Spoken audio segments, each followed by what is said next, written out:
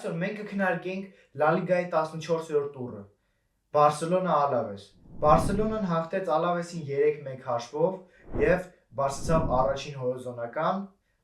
2 աչոք ավել Ռեալից։ Բայց Ռեալը դեռ ունի 1 խաղ զապասում եւ կարող է հելի առաջին տեղ կամ էլ վերջնականապես նվիրի մեզ առաջին տեղ։ Իսկ մինչև վիդեոին անցնել չունեմ լայքները բաժանորդել Բարսելոնայի հաղթանակի համար։ Սա սա կքննարկենք գոլը կքննարկենք դարձի։ Սկսենք ինչպես միշտ ստարտովի սաստավից։ Ժոա Գարսիան դա արդեն ստաբիլը, Պաշպան, Ժերար Մարտեն,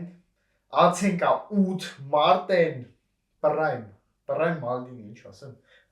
Նրա կողքը Պաու Կուբարսի, ձախից Բալդեաչից Էրիկ Գարսիա, Կունդեին հանգիստեին տվել։ Ցենտրալի պոզիցիաները Մարկ Բեռնալ եւ Մարկ Կասադո, աչից Յամալ, ձախից Ռաֆինյան, վերջապես ստարտ, Ցապնիկ,